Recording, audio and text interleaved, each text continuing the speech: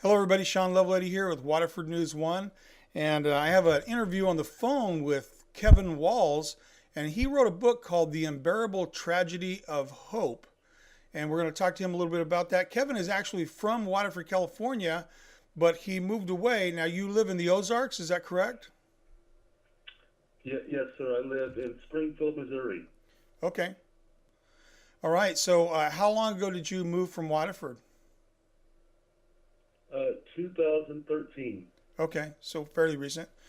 And now, were you raised here in Waterford, or tell me a little bit about your background? Yeah, I was raised in Waterford. At the age of 7 years old, I went to Waterford Elementary Okay. and went to high school at Houston High School. Okay, cool. And so, at what age did you actually write this book? Uh,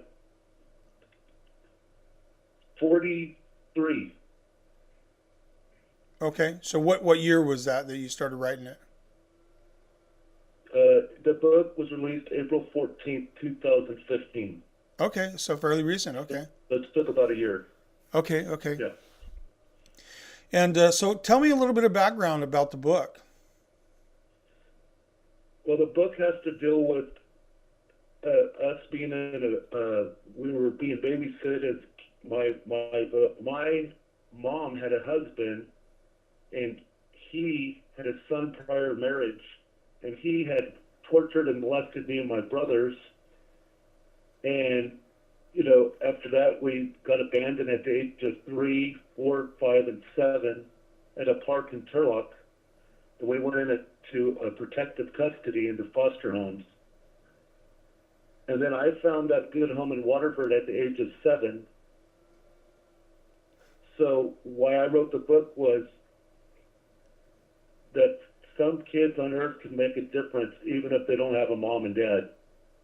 Okay, And I was a prime example because they took me in. They took me at the age of 7 and raised me till I was 18. But it was me that came back to take care of all of them at the house. cool. So that little boy at 7, who knew that he was going to be the sole provider for that family? Don died of cancer, and I was his caretaker. Winnie Phillips passed away with Alzheimer's,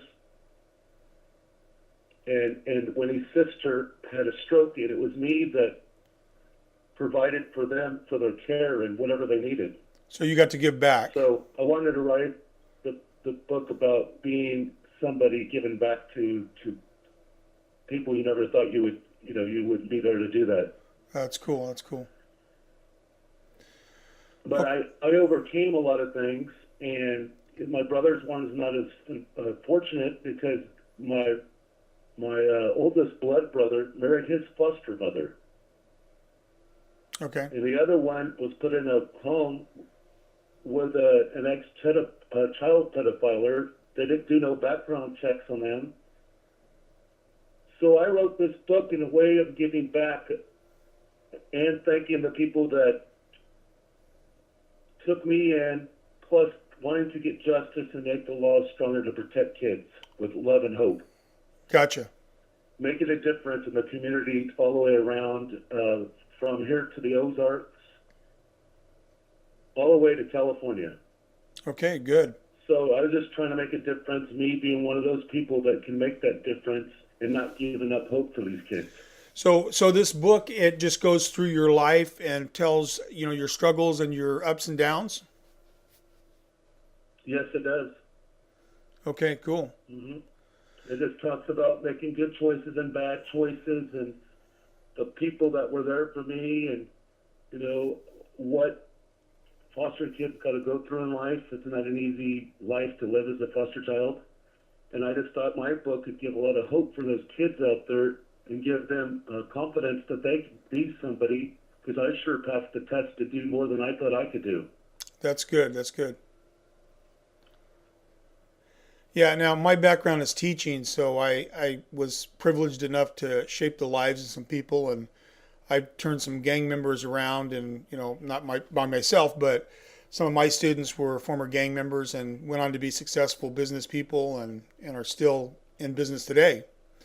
So yeah, that struggle, I totally get what you're saying. There needs to be that positive message out there that we can turn things around and make it better. Right, especially for Waterford, that's my hometown. That's the place that I have love in my heart until the day I die. I have so many fond memories of Waterford. And I hate to say it, but I miss Waterford very much. I get homesick, but I don't have a home there because we sold our house there. But the memories will always be in my heart. You know what I mean? So Yeah. I know one day I will come back to visit because I got a lot of friends there. Cool. But yeah, Waterford is like, it's just the Church of Christ in Waterford. There, that's where I was, brought up in the church. Okay. And they've helped me so much, and I appreciate them so much for all what they've done for me. And a lot of people there, a lot of people, I tried really hard for people to like me as a kid because I was bullied and stuff. And I don't like that bullying stuff. You know why? Now today it's like a big thing, bullying is. Yeah.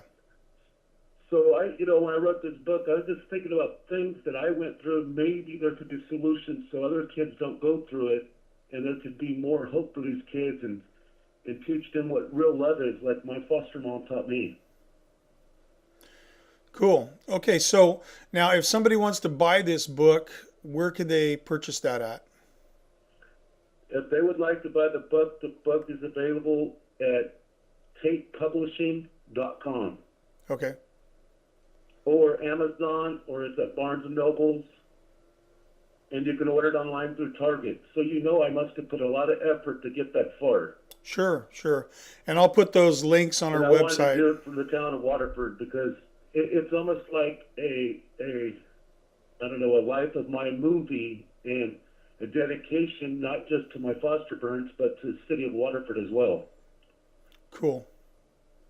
And so the name of that book, again, I'll let you pronounce it. The Unbearable Tragedy of Hope.